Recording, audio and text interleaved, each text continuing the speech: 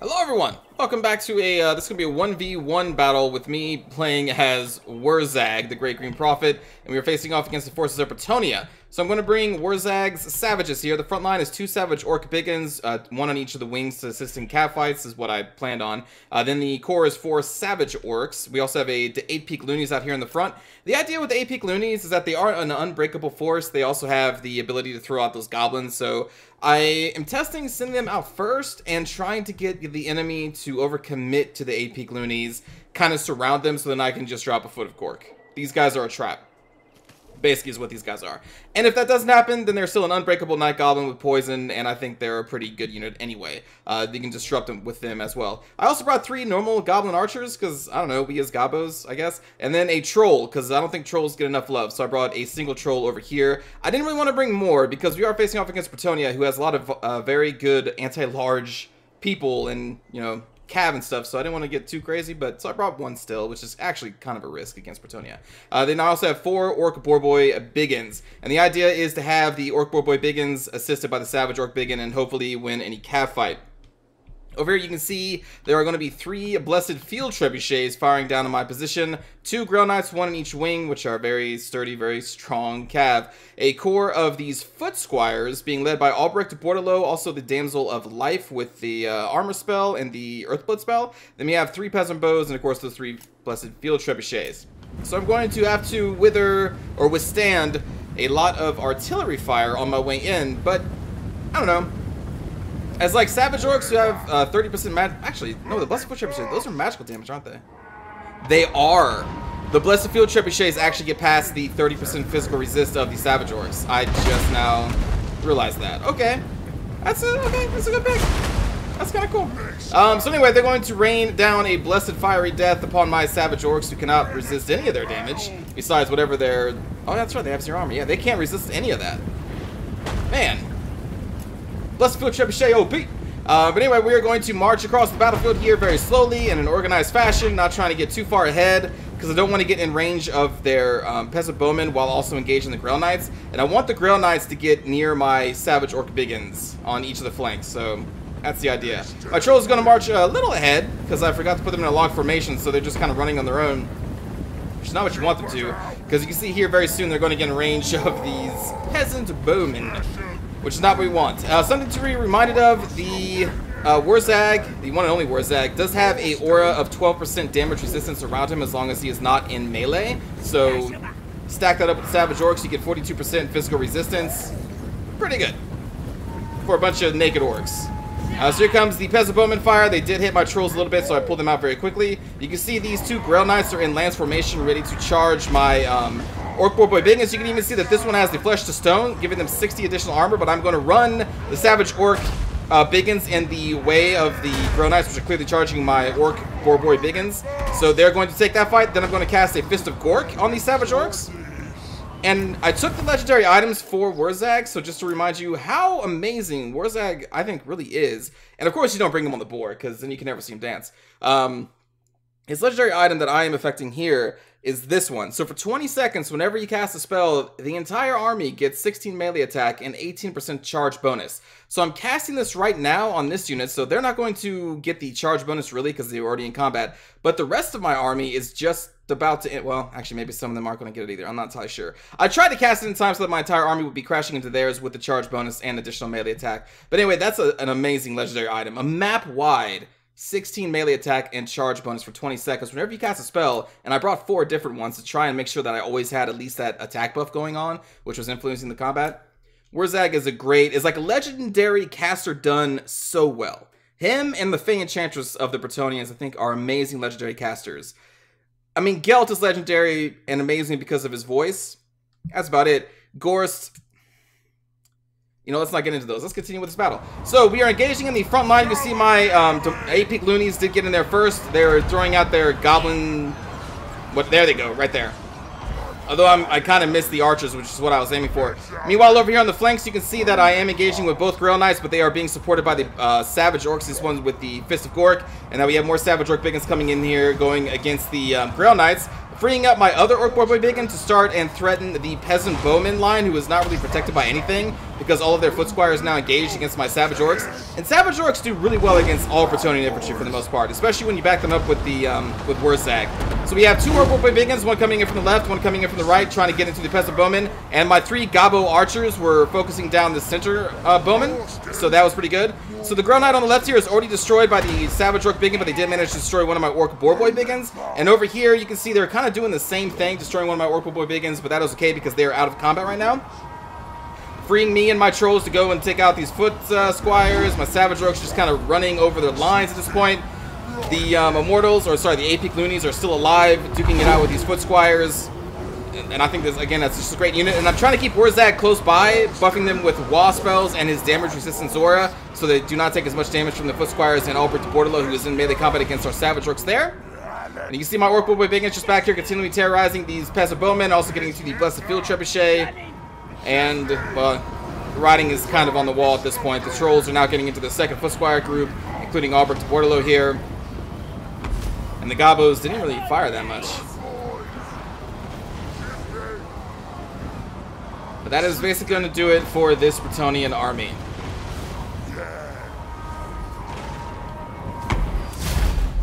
So good game to my opponent.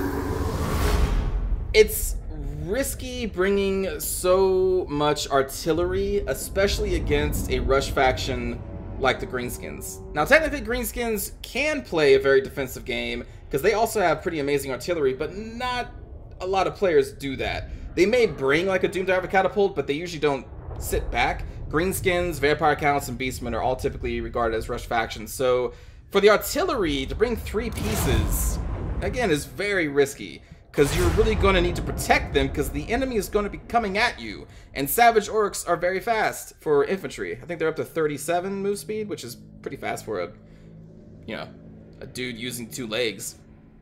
So that's pretty good. Anyway, you can see how well the Savage Orcs do against the Foot Squires, although the Foot Squires did net a lot of kills too. But the thing is, I had Wurzag in there, granting these guys 42% match or 42% physical resistance unless they had magical damage. They weren't going to get past that.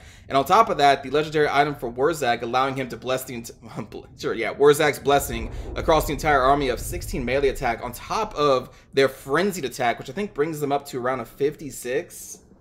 I think it's 50 plus for their attack with all that factored in, and that's insane for Savage Orcs because they have very high weapon strength, so that's kind of why they can chew through the Foot Squires even though they have kind of a higher armor and also the anti-infantry bonus. That's why they can do so well, especially when paired with Wurzag. The AP Looney, yeah, these are AP Loonies, right? Yeah. 48 kills is pretty good. They are unbreakable, so they will last to the bitter end, like Tattersouls or, you know, just Flagellants in general. I do think it's a great unit that I don't really use enough. I don't think enough people use these at all, but I think they're a great unit. Now, obviously, they didn't fall for the trap. They didn't totally surround the Epic Loonies, which I wanted, so I could drop Bigfooted Gork, but, you know, maybe next time. The Goblin Archers did kind of focus down one of the Peasant Bowmen. They don't do too much damage, but I don't know. They're very cheap, so why not throw them in there? The the big Orc Boar Boy Biggins, you can see the ones that were taken out by the Grell Knights. The other ones, though, were free to run down the Peasant Bowmen, while the Savage Orc Biggins, these two were dealing with the Grell Knights. They do have a bonus versus large, especially when you cast Fist of Gork on one of them. They do pretty well. For the Bretonnians, 20 kills on Albrecht de Bordelot. I found it odd that you would bring Albrecht de Bordelot, but not actually send him against one of the large creatures. Like, his whole thing is that he should probably be with your Cav, because he grants the charge bonus with his little aura, as well as he has a bonus versus large in general. So, in this fight, he should have either been fighting against the Trolls or helping the Grell Knights destroy my Orc Boy Biggins, I think. But he was kind of just in the main battle line with the Foot Squires, fighting against Savage Orcs, which is fine. I mean, he'll do a lot of damage to them, but again, I think his whole bonus versus large thing is kind of wasted. Overall, I don't really like Albrecht de Bordelot just because they also added the Fey Enchantress, who I think is such an amazing character and such a cool legendary caster. She's just so amazing. I love the Fey Enchantress. I think she dwarfs Albrecht de Bordelot by just miles and miles. Peasant Bowmen, they tried, but they got run down by the Orc Boy Biggins, and then the Grell Knights managed to destroy a couple of my Cav, but they were just outnumbered with the Savage Orcs that were all around them. The Blessed Field Trebuchet, on our way to their position, they did net actually quite a few kills. And it's kind of a good pick against Greenskins, because Savage Orcs are pretty strong now, and I think they're going to be pretty popular, if they're not already popular. So the fact that these guys have magical damage, yeah, sure. But bring like one. Just one. 3, I think, maybe a little crazy. But anyway, hope you enjoyed Warzag and his savage orc tide of death and doom. And I think Warzag is just such a cool character. Such a cool character. Him, the Enchantress, like I said, so cool. But anyway, let's go watch a cinematic view of this battle against Albrecht de Bordelot.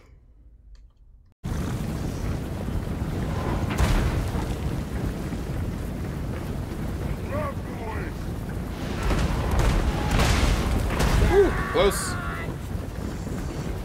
I don't think you're going to see much dancing from Warzag. I kind of had him moving a lot.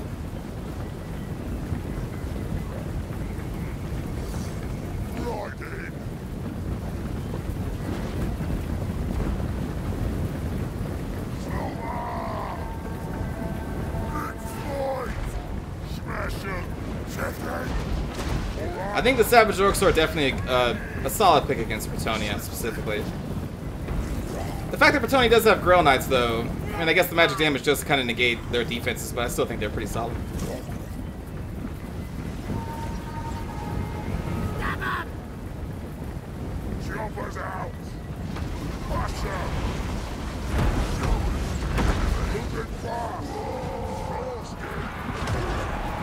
Get in there, Gavos!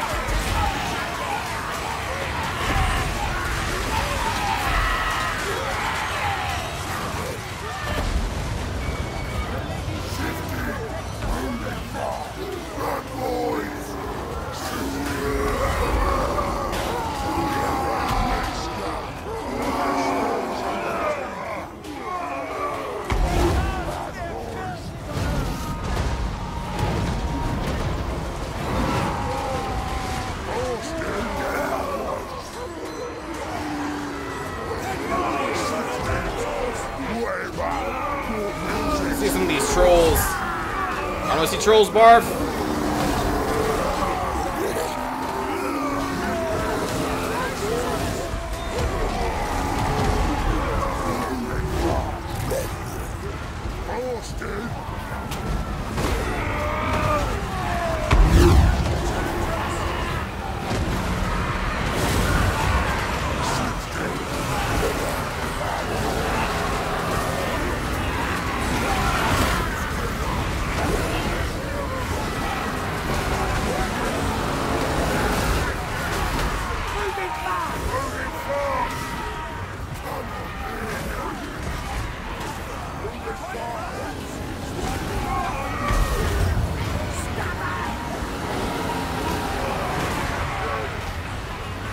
Yeah, like, Warzag is too close to combat. He's not going to do his dancing, unfortunately. I messed up, friends. I messed up. No Warzag dancing in this battle, which is unfortunate. It's the whole reason I don't put him on a mount. Legitimately, it's the only reason I don't. It's so much safer to put him on a mount. But I want to see him dance. I'm very sad right now. But anyway, I hope you enjoyed this battle. I guess this was kind of a quick one, but Savage Orcs, man. They're pretty good. Warzag, pretty good. I'll see you all in the next battle, everybody. Take care.